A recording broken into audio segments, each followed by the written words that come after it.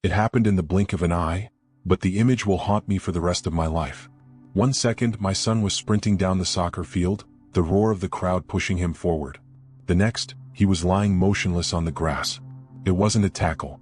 It wasn't a dirty play. It was the ball. A fast, brutal strike to the chest. Perfect timing in the worst possible way. Commotio cordis. The kind of freak accident you read about in sports medicine journals but never imagine happening to your own child. The stadium went silent for half a heartbeat. Then the chaos began. Mothers screaming. Players frozen. The referee waving frantically toward the sideline. And me, running. My body moved before my mind could catch up. When I reached him, his eyes were open but empty, his skin already paling. No pulse. No breathing. I dropped to my knees and started CPR right there in the middle of the championship game. My hands compressing his chest, counting each push like my own life depended on it. The announcer's voice cracked over the loudspeakers, asking the crowd to remain calm. But calm had left the stadium. Minutes stretched into eternities. The paramedics rushed the field, their defibrillator pads flashing in the sun. They shocked him once, twice, again. Nothing. I could feel him slipping further away and all I could do was fight. For 26 minutes my son was gone. And when he came back, he carried words from Jesus that will haunt you about surviving 2025. My name is Michael Harris. I've been a firefighter and EMT for 20 years. I've pulled people from burning homes. I've cut accident victims out of twisted metal. I've knelt on asphalt beside strangers, holding their hands as they took their final breaths.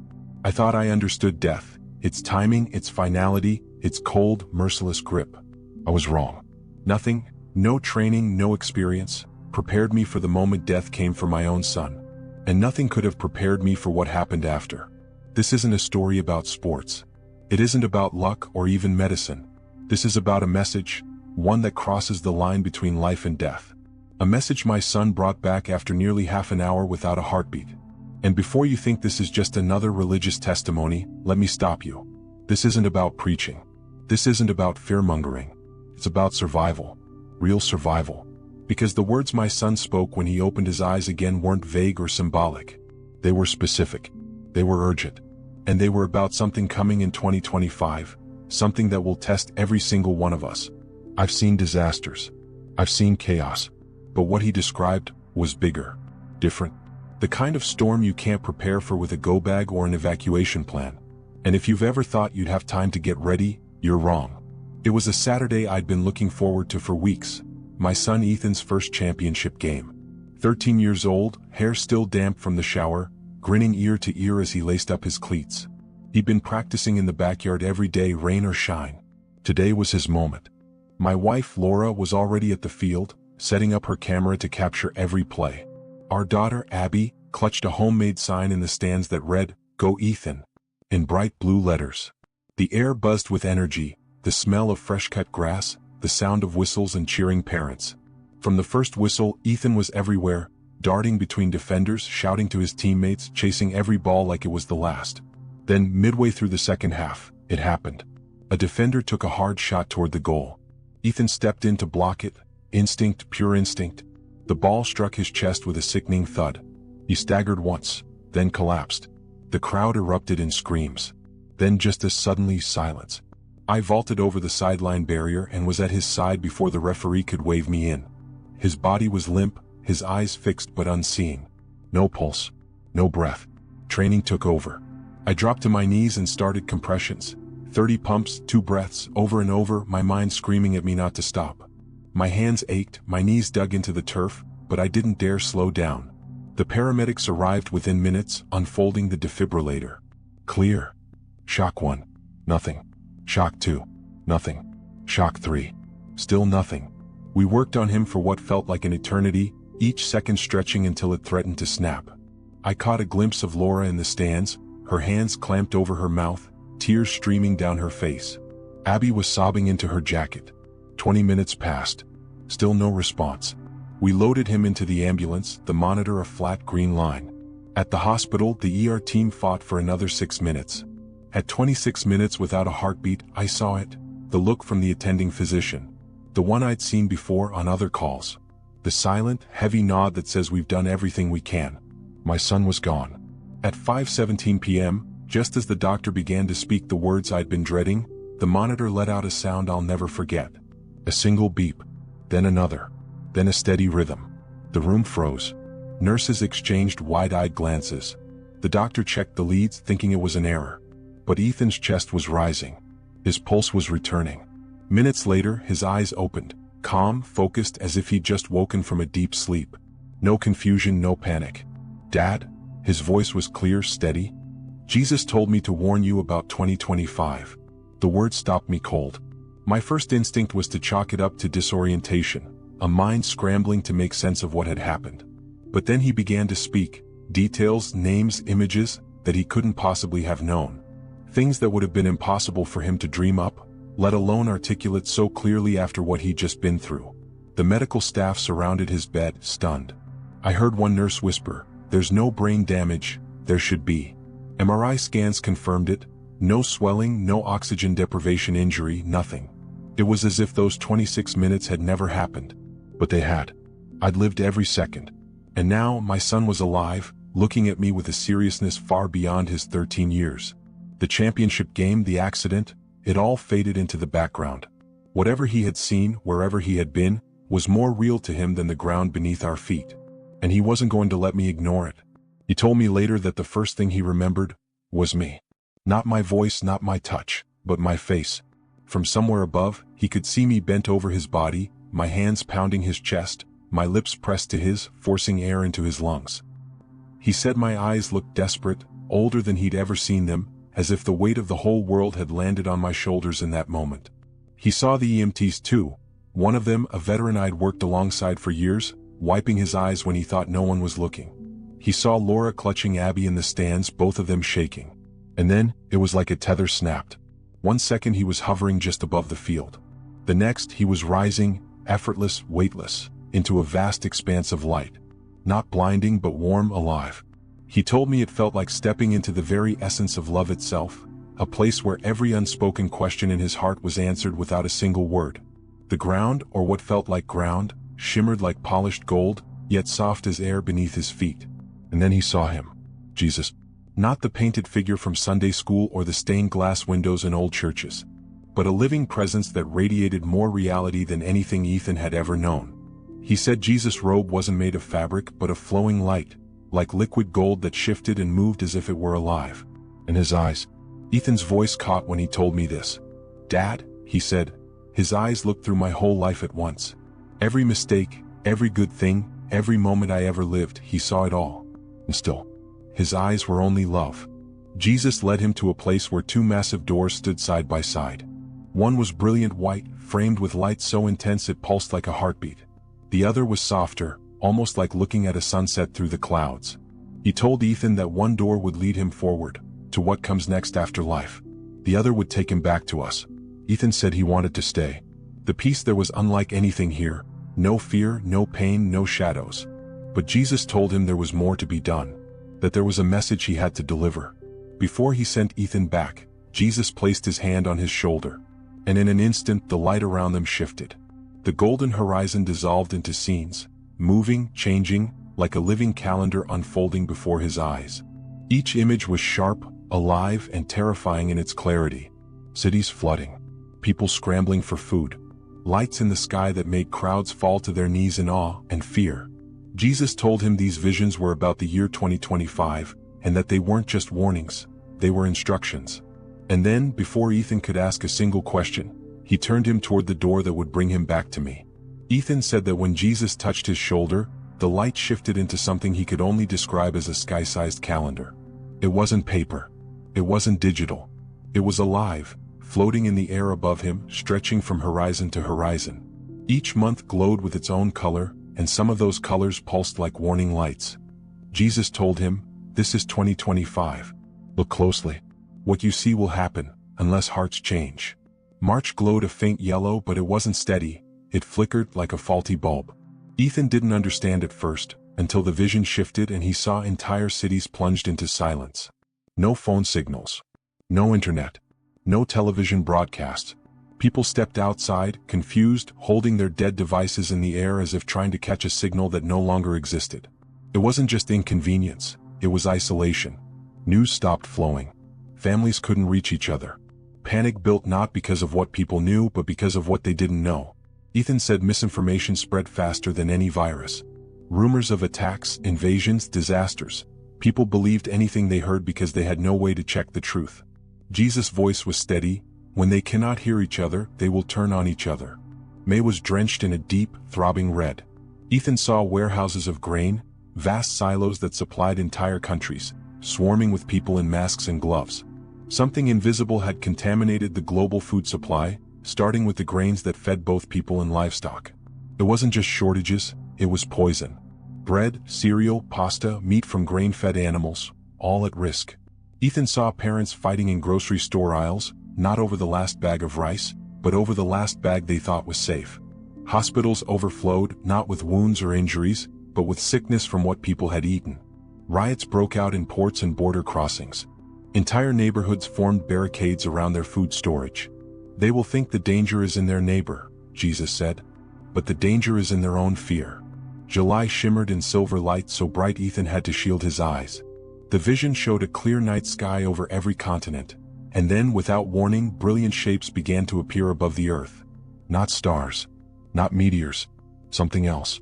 They were breathtaking, ribbons of silver fire that twisted and danced, visible in every nation at the same time. People gathered in the streets, weeping, raising their hands in worship.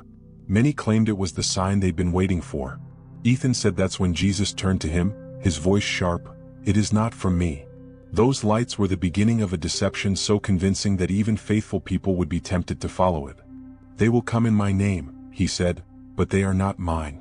Know my voice and you will know the difference." August pulsed in deep blue, slow and heavy, like the beat of a massive heart. Ethan saw landlocked cities, places thousands of miles from the ocean, suddenly swallowed by water. Underground reservoirs and ancient aquifers collapsed, forcing water upward with explosive force. Highways became rivers in minutes. Homes and office towers stood like islands before vanishing beneath churning, muddy waves. Jesus told him, "In this month, many will die not because the floods came, but because they refused to listen when I told them to move." Ethan saw two types of people. One group running in panic, unsure where to go, following any voice that claimed to offer safety. The other group moved calmly, purposefully, as if they already knew what would happen and where they needed to be. "Those," Jesus said, "are the ones who know my voice." October was shrouded in black haze, so thick that Ethan said he could taste the bitterness of it even in the vision. It wasn't smoke. It was collapse. Economic, structural, social. Banks shut their doors.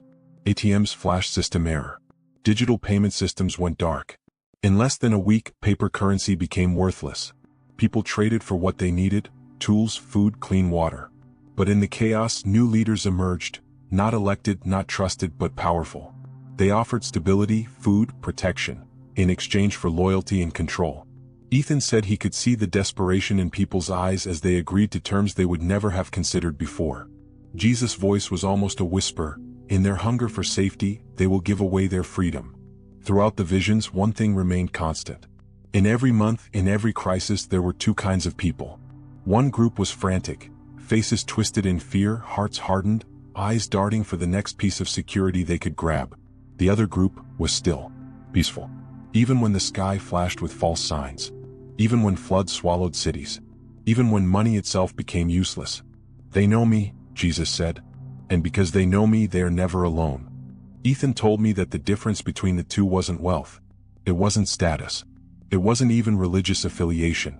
It was this: one group had learned to recognize his voice before the storms began. The other waited until the chaos was already upon them, and by then every voice sounded the same. Ethan said that once the visions faded, Jesus turned to him with a look that was both kind and unshakably firm. "These things are coming," he said, "but survival will not belong to the wealthiest, the strongest, or the ones who hide the deepest. It will belong to those who know my voice." He held up his hand, each finger marking a truth Ethan had to remember. First, recognize my voice before the crisis begins. Jesus told him the middle of a storm is the wrong time to start learning the sound of his guidance. If you wait until fear is screaming in your ear, you won't be able to tell the difference between my words and your own panic. Second, obey instantly. He said hesitation can cost lives, not just your own but those around you. When he says move, you move. When he says stay, you stay. No bargaining, no reasoning, no delay. Third, live in small daily acts of faith now. Ethan said Jesus gave him strange examples. Choosing what to eat after asking him, deciding which road to take, pausing to help a stranger even when it's inconvenient.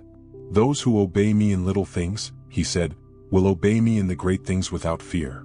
Fourth, choose community over isolation. Jesus warned that disasters make many people withdraw, locking doors, cutting themselves off. But those who survive in faith will be surrounded by others who genuinely love, forgive, and sacrifice. Not every group that calls itself church will be mine, he said. Look for the ones whose love is proven in action, not just words. Fifth, let go of the idols and distractions that dull your hearing. Jesus told Ethan these idols aren't always evil things. They can be careers, hobbies, obsessions with news or entertainment, anything that steals focus from his voice. If you cannot set it down now, he said, it will become the chain that pulls you under later. Ethan told me there was no trace of condemnation in his voice, only urgency, as if he were handing over a map and saying, follow this exactly and you will live. Ethan said that after the instructions, Jesus showed him something unexpected. 2 timelines running side by side like rivers flowing toward the same sea. In the first, every vision happened exactly as Ethan had seen it. The blackouts, the poisoned food, the false lights, the floods, the collapse. Fear and violence spread like fire through dry grass. But in the second, things were different. The disasters still came, but they were smaller, shorter, less destructive. More people were prepared, calm, steady, helping others instead of turning on them. What changes the path? Ethan asked. Repentance, Jesus said. Hearts turning to me. Like Nineveh when Jonah warned them. Ethan realized these prophecies weren't an unchangeable sentence. They were a mercy. A chance for people to choose a better outcome. But then Jesus' tone grew heavy. Most will ignore this. Others will prepare in all the wrong ways, hoarding supplies, building walls, while their hearts remain empty. That is why I am speaking to the young. This generation will be the last watchman. He explained that in the months ahead, children and teenagers all over the world would begin to have dreams and visions like Ethan's. They would carry warnings, but many adults, even believers, would dismiss them as imagination or emotional outbursts. They will call you dramatic. They will call you mistaken. But you must speak anyway, Jesus told him. Some will listen. And even if only a few believe, those few will be the lifeline for many when the days come. When Ethan described this to me, his eyes held the same determination I'd seen in that hospital bed. He wasn't asking for anyone's permission to share it. He was telling me because he knew it had to be said. Ethan told me that after Jesus showed him the 2 timelines, he turned back toward the 2 doors.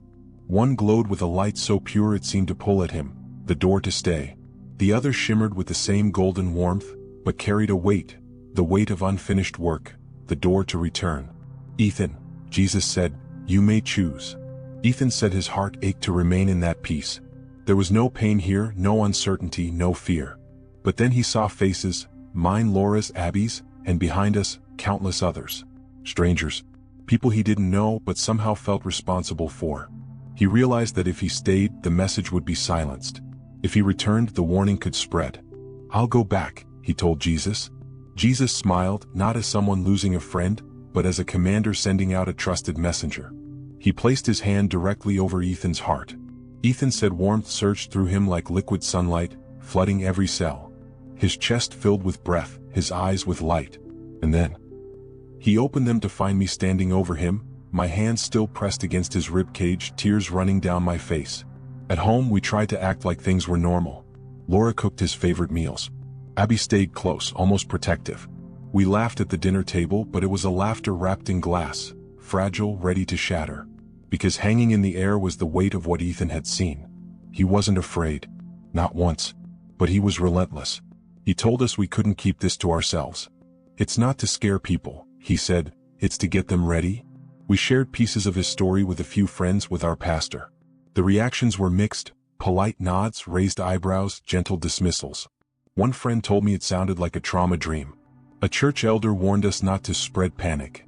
But when I looked at Ethan, I saw no trace of confusion, no searching for words. He spoke with the clarity of someone who knew exactly what had been entrusted to him. And deep down, I knew keeping quiet would be the same as burying a lifeline when a flood is coming. In the weeks since that day, I've thought about the details of Ethan's visions 1,000 times. The colors on the calendar. The 2 kinds of people, peaceful or panicked.